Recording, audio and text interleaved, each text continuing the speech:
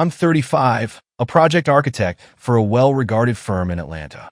My work often demands precision, structure, and most importantly, attention to detail. I never thought these same skills would be the ones to dismantle the world I thought I knew. It was a warm Wednesday afternoon, and I was on my way to pick up some things from a store across town. I usually went to the neighborhood store closer to home, but today, I'd made a detour after a last-minute client call kept me on the line longer than expected. As I parked, I noticed a familiar figure stepping out of a car just a few spaces away. There was Madison, my wife, laughing as she closed the passenger door of a sleek black sedan. I recognized her smile immediately, one I hadn't seen in a while. The man behind the wheel was a stranger. Madison's face froze as soon as she spotted me. Her laughter faded, replaced by a wide-eyed look of panic. Without missing a beat, I started walking toward her, my heartbeat racing as thoughts rushed through my mind. She stepped back, her hands clasping tightly over her purse as she forced a smile. "Lucas, what are you doing here?" she asked, a hint of nervousness creeping into her voice. Before I could answer, the man in the driver's seat got out, casually sauntering over to stand beside her, an air of nonchalance in his stance. "Hey," he said, looking me up and down with a smirk. "Who's this?" He glanced at Madison. "You didn't tell me you'd be meeting someone here." My eyes flickered to Madison, whose forced smile had vanished completely. She shot him a quick, almost pleading look, but he was oblivious, looking at me with a raised eyebrow. "Who am I?" I replied, keeping my tone steady. "I'm her husband." His face fell, the smirk vanishing in an instant as he processed my words. Madison had told him nothing of our marriage, her carefully constructed lie unraveling in front of both of us. For a moment, we all stood there in silence, each one of us reeling from the unexpected collision of our worlds. And that was the first of many realizations to come, the beginning of everything falling apart. As we stood there, the weight of what I'd stumbled upon began to settle in. Madison, my wife of nearly 6 years, had woven an entire second life out of my sight. She was someone I thought I knew, someone I believed I shared a life with. But the way she looked at me now, the silence thick between us, told me everything I needed to know. This wasn't an innocent friendship. Madison was always the outgoing one between us, the person who could light up any room. She worked as a marketing manager at a popular design firm downtown. She had a knack for conversation, the kind of charm that drew people in, something I'd always loved about her. About a year ago, she'd announced she was cutting back on her hours. "Just try to take some time for myself," she'd said, focusing on self-care and resetting my priorities. I thought nothing of it. I was busy with work, and honestly, I admired that she was taking steps to manage her own well-being. The man standing next to her, now looking utterly blindsided, introduced himself with a strained voice. "I'm Alex," he stammered. I didn't know she was married. His face told the rest of the story. He looked just as hurt as I felt, and that told me he wasn't complicit in this mess. I could tell he believed he was in an exclusive relationship with her, just like I had. I locked eyes with Madison, searching for some sign of remorse, maybe even guilt, but she looked away, her hands fidgeting as she held on to her purse, eyes darting anywhere but toward me or Alex. That was when I knew this went deeper than I'd wanted to admit. She'd been leading this life for a long time, balancing between two men who both thought they were hers alone. "Lucas," she finally said, barely above a whisper. "Can we talk about this later?" But there was no later to discuss. The damage was already done. I didn't know every detail, but I had enough to understand that this wasn't something I'd ignore or overlook. I'd already seen too much. I couldn't simply walk away and pretend that none of this had happened. No.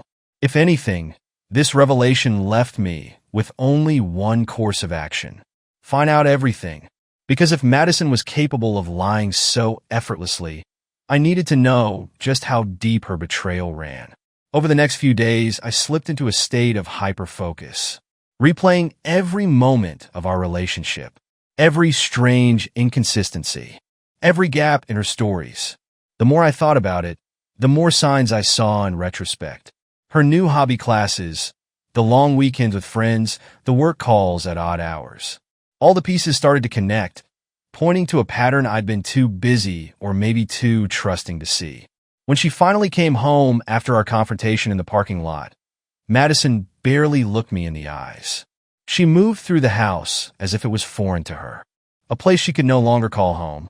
I didn't confront her immediately, instead watching her every move, silently observing her reactions. It was like studying a stranger, looking for traces of the person I once knew. My mind started working, calculating the next steps. I wasn't about to let this slide. I was going to unravel every lie, expose every hidden truth. Madison had made her choices, and now she would have to face the consequences. But this time, I wasn't the one on the sidelines, the trusting partner oblivious to what was happening behind my back. No, I was about to become the architect of her downfall. And I had no intention of stopping until every piece of her carefully constructed double life lay in ruins. That night after Madison had fallen asleep on the far side of the bed, I sat up, staring into the darkness. The wheels of my mind turning. I knew I had to go deeper to understand how long this had been going on and just how much of my life had been built on lies. This wasn't something I could rush or approach impulsively. I needed to move carefully, uncovering each piece of her deception with precision. This was a puzzle, and every small piece mattered. I started with the small things. Madison had always been meticulous about her phone. I'd never thought much of it before, but now it was painfully clear. She was always guarding it, never leaving it in the same room unattended. I waited until she was sound asleep, breathing deeply, then reached over and carefully lifted her phone. My pulse quickened as I typed in the passcode, one I'd memorized from glancing at her fingers over the years.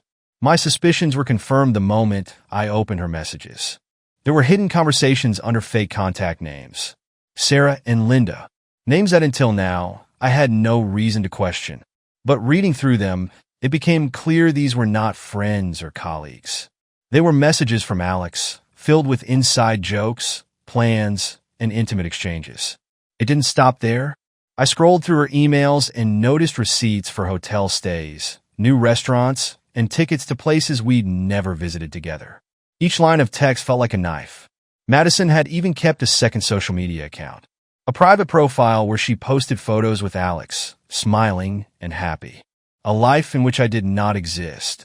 It was surreal, a whole second reality that she had carefully built, hiding it just out of my reach. I'd always been thorough and methodical in my work, and I used those same skills to piece together every part of her deception. I spent days gathering information, pulling together proof from her accounts, taking screenshots, and logging her location history. I unearthed old texts, timestamps, and messages spanning the past 2 years. As I looked through it all, I was overwhelmed with a combination of anger, betrayal, and disbelief. Madison hadn't just lied. She'd split her life into 2 worlds, choosing to keep me in the dark the entire time. As my investigation continued, I decided to confront Alex. He was as much a victim of Madison's lies as I was, and I knew he'd be able to give me answers that Madison wouldn't. I reached out anonymously, arranging a meeting in a quiet coffee shop across town. He showed up looking cautious, his eyes scanning the room until they landed on me. When he recognized me from the parking lot encounter, he looked like he wanted to turn and leave, but I raised a hand signaling for him to stay. Alex, I started, my voice low, keeping my emotions steady. I'm not here to blame you. Madison lied to both of us. He sat down slowly, the tension evident in his posture. I had no idea she was married, he said, his voice raw. She told me she'd been single for years. For the next hour, we exchanged information, each new piece adding to the extent of Madison's deceit. He explained how they'd met at a gallery event, how she charmed him with her charisma and wit. He thought he'd found someone real, someone who understood him. As he talked, I could see his own devastation, the way he'd been hurt by her, just as I had.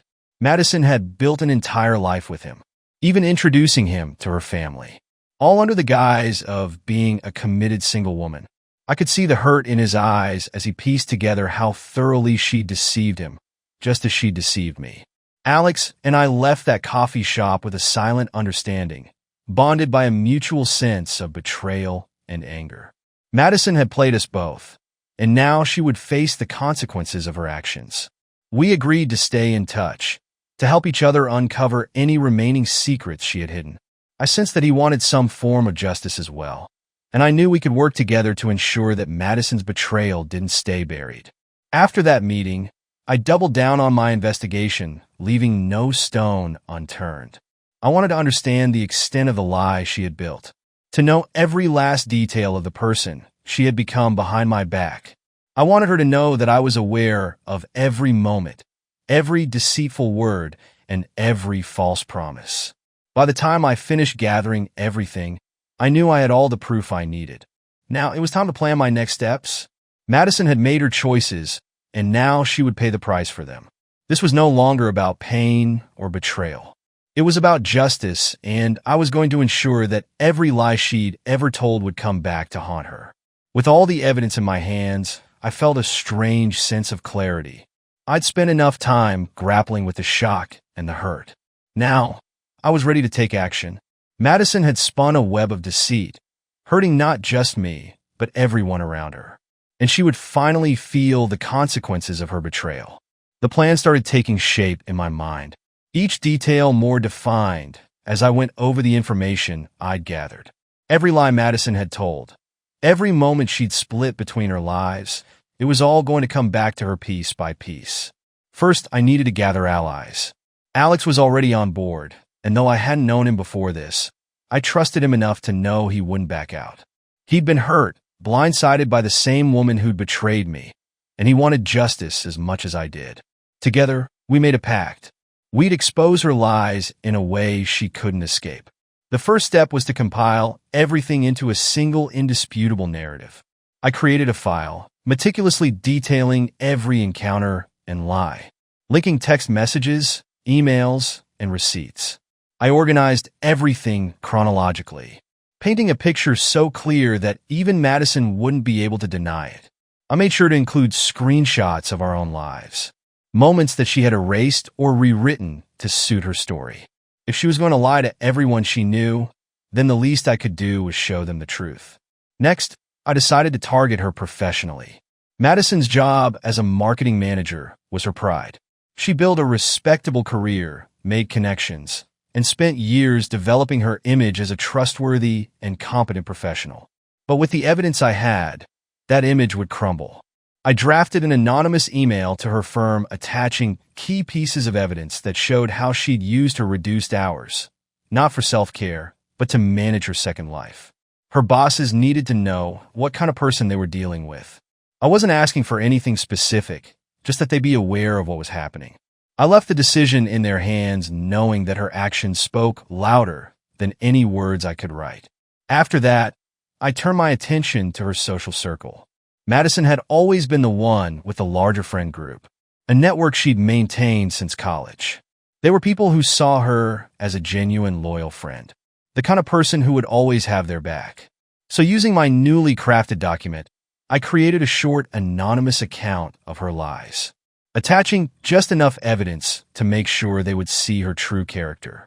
I sent it out to her closest friends, each one getting a slightly different version so that the story wouldn't feel like some mass accusation.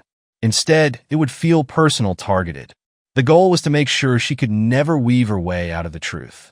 Finally, I prepared for the confrontation. This was going to be the most personal part of the plan, one that I had rehearsed in my mind dozens of times. Madison didn't know that I'd been gathering information, that I'd met with Alex, or that I was fully aware of the extent of her lies. As far as she was concerned, I'd been distant, quiet.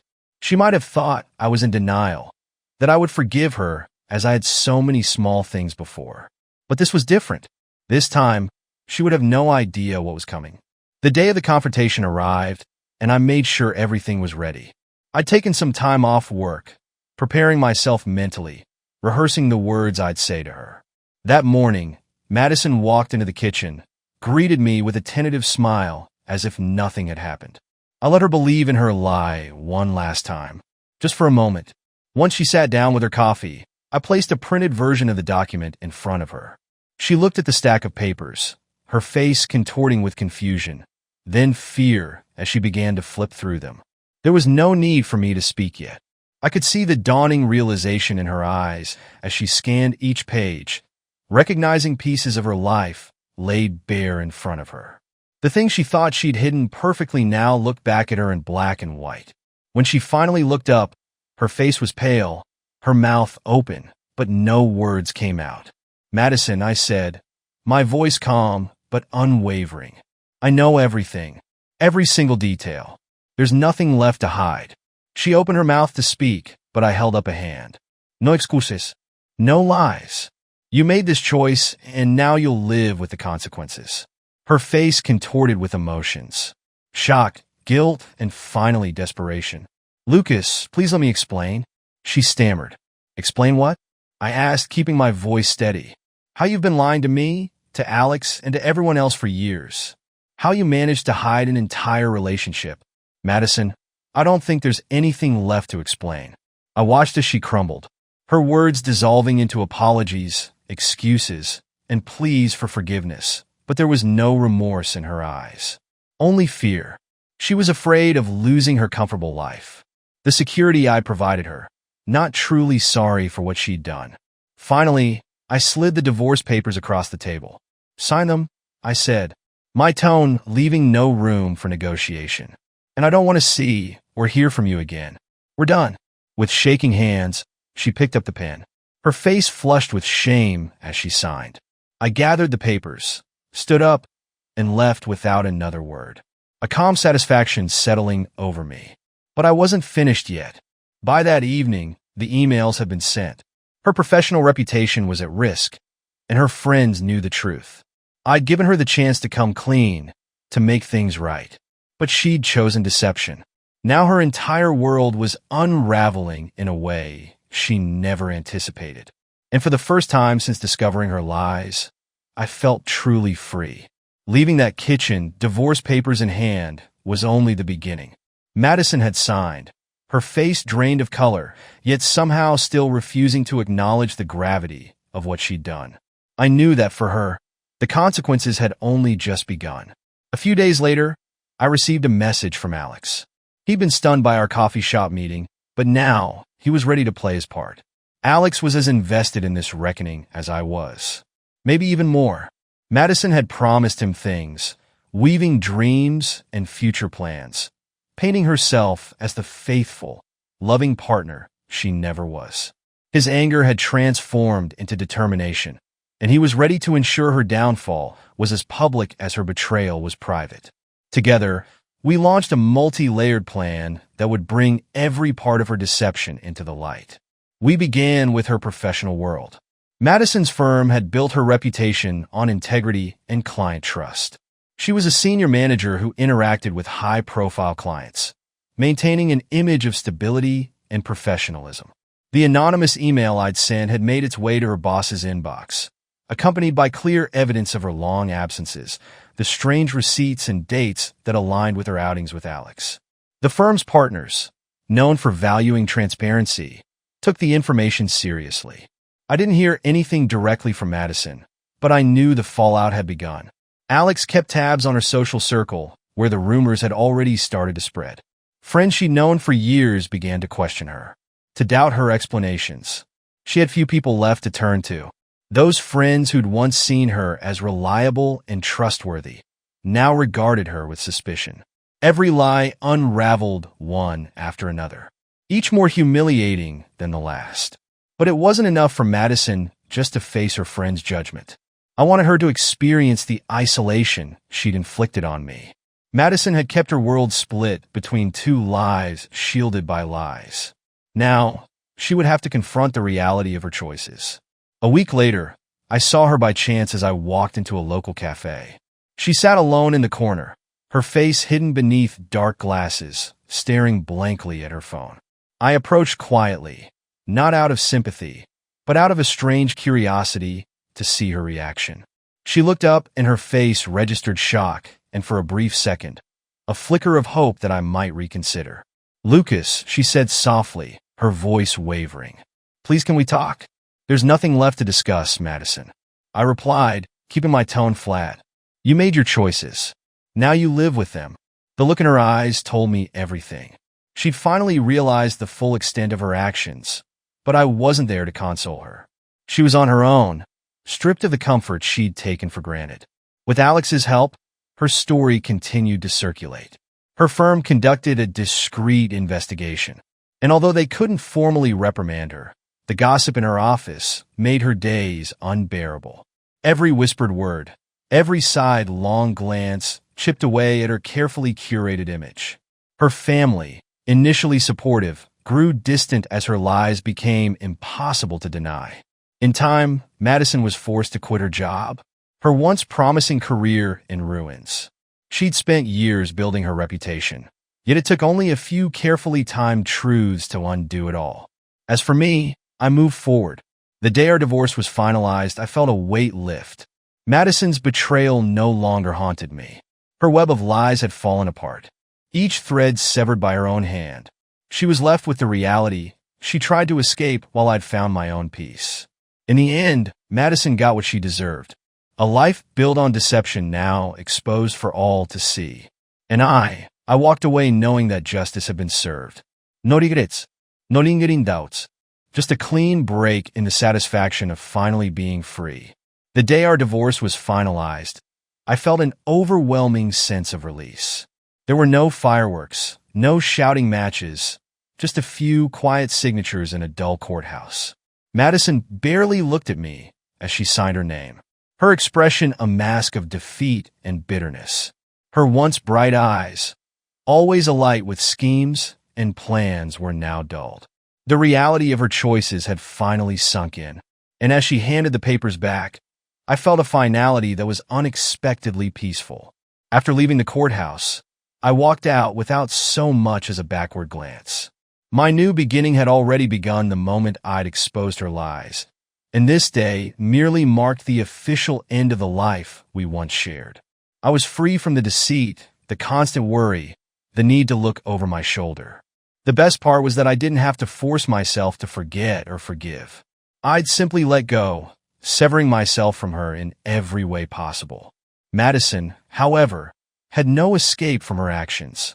Her professional connections had withered, her circle of friends had shrunk, and every place we'd shared memories was now a reminder of what she'd lost. I knew she'd wanted to reach out to me a few times. There'd been unread messages and missed calls, each one more desperate than the last, but I never responded. She'd made her choice, and now she'd live with it alone. For the first time in years, I could focus on myself. I poured my energy into my work, finding a renewed sense of satisfaction in my projects. Friends, family, even colleagues began to notice the change. A lightness in me that hadn't been there before. I could see new possibilities ahead. Relationships built on honesty and trust, free from the toxic undertones Madison had brought into my life. In the months that followed, I rebuilt. I reconnected with people, reclaimed old hobbies, and even took a few trips I'd long dreamed of but never had the time for. I invested in myself, not out of revenge, but out of a sense of newfound freedom. Madison's betrayal no longer weighed on me. Her lies no longer held any power over me. As for Madison, she remained in the city for a while, perhaps hoping for a chance to redeem herself in the eyes of those who once trusted her. But the damage had been done, and her reputation, her social circle, her job prospects, all of it had shattered in the wake of her deceit.